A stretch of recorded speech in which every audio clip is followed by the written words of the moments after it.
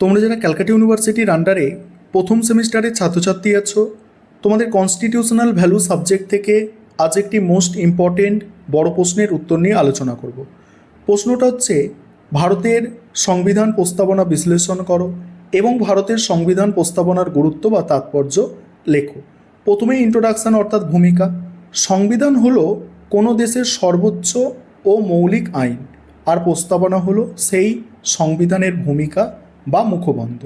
বিশ্বের বিভিন্ন গণতান্ত্রিক দেশের সংবিধানের শুরুতে একটি প্রস্তাবনা যুক্ত করার রেওয়াজ রয়েছে, যার অন্যতম পথিকৃৎ হলো মার্কিন যুক্তরাষ্ট্র।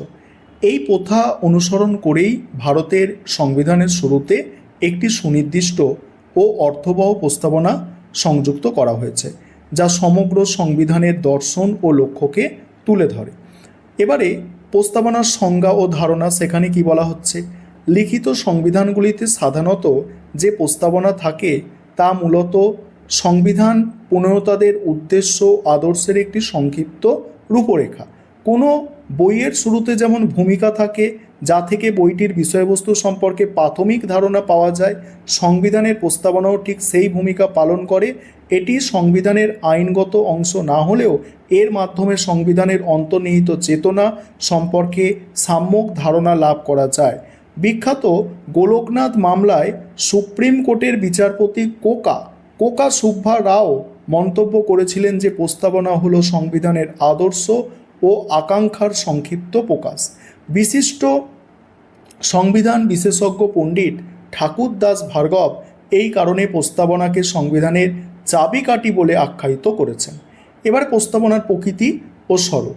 1949 সালে 26শে নভেম্বর গণপরিষদ কর্তৃক গৃহীত মূল সংবিধানের প্রস্তাবনা এবং বর্তমান প্রস্তাবনার মধ্যে কিছু পার্থক্য রয়েছে।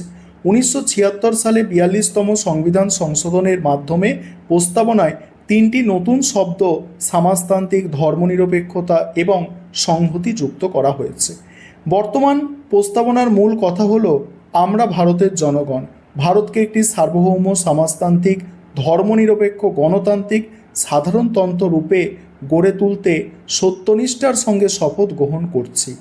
ভারতের সব নাগরিকের জন্য সামাজিক, অর্থনৈতিক, রাজনৈতিক, ন্যায় বিচার, চিন্তা, মত প্রকাশ, বিশ্বাস, ধর্ম উপাসনার স্বাধীনতা এবং মর্যাদা ও সুযোগ সুবিধার সমতা সুনিশ্চিত করতে আমরা বদ্ধপরিকর।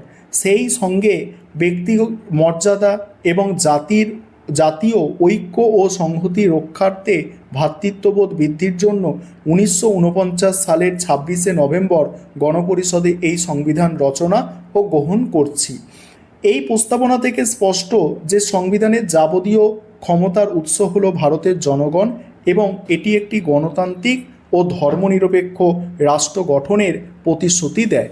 এবার হচ্ছে প্রস্তাবনার গুরুত্ব বা তাৎপর্য। মোস্ট ইম্পর্টেন্ট পার্ট এটাই। এখানে কি বলা হচ্ছে, প্রথম পয়েন্ট, সংবিধানের দর্শন ও উদ্দেশ্যের প্রতিফলন।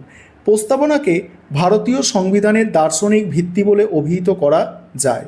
সংবিধান রচয়িতারা যেমন সামাজিক, রাজনৈতিক, অর্থনৈতিক আদর্শ দ্বারা অনুপ্রাণিত হয়েছিল, প্রস্তাবনায় তারই বাস্তব প্রতিফলন ঘটেছে। ভারতকে একটি সার্বভৌম সমাজতান্ত্রিক, ধর্মনিরপেক্ষ, গণতান্ত্রিক সাধারণতন্ত্র হিসাবে ঘোষণা করা এবং নাগরিকদের জন্য ন্যায় বিচার, সাম্য, স্বাধীনতা, ভ্রাতৃত্ববোধ প্রতিষ্ঠার সংকল্প, এই সবই সংবিধানের মূল লক্ষ্যকে তুলে ধরে। এবার বলা হচ্ছে সংবিধানের অস্পষ্টতা দূরীকরণ ও ব্যাখ্যাকরণ। সংবিধানে কোনো আইনগত ধারা বা শব্দের অর্থ অস্পষ্ট বা দ্ব্যর্থবোধক মনে হলে তা ব্যাখ্যার জন্য বিচার ব্যবস্থা প্রস্তাবনার সাহায্য গ্রহণ করে।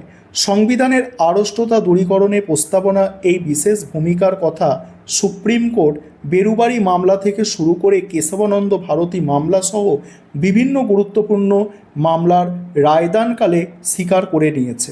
প্রস্তাবনা সংবিধানের প্রকৃত উদ্দেশ্য বুঝতে আলোকবর্তিকা হিসাবে কাজ করে। তারপরে বলা হচ্ছে নৈতিক ও রাজনৈতিক গুরুত্ব। সামাজিক ও রাজনৈতিক তাৎপর্যের পাশাপাশি প্রস্তাবনায় নৈতিক গুরুত্ব অনস্বীকার্য। প্রস্তাবনায় ঘোষিত মহান আদর্শগুলো যে কোনো গণতান্ত্রিক সরকারের জন্য অপরিহার্য। এটি সরকারকে সর্বদা তার উদ্দেশ্য, কর্তব্য সম্পর্কে সচেতন করে।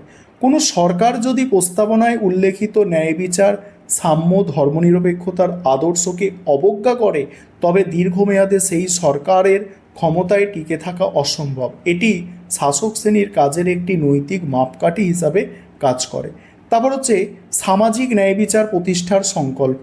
প্রস্তাবনায় দেশের সকল নাগরিকের জন্য সামাজিক, অর্থনৈতিক ও রাজনৈতিক ন্যায় বিচার প্রতিষ্ঠার কথা বলা হয়েছে।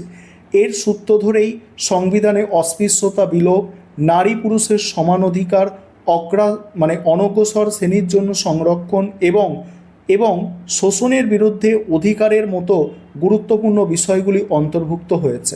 প্রস্তাবনা একটি শোষণ মুক্ত ও বৈষম্যহীন সমাজ গঠনের স্বপ্ন দেখায়। তারপর হচ্ছে জাতীয় ও আন্তর্জাতিক তাৎপর্য। এখানে কি বলা হচ্ছে? জাতীয় ক্ষেত্রে প্রস্তাবনায় উল্লেখিত মৌলিক আদর্শগুলো সংবিধানের মূল কাঠামোর অংশ, যা আইনসভা সহজে পরিবর্তন বা বাতিল করতে পারে না।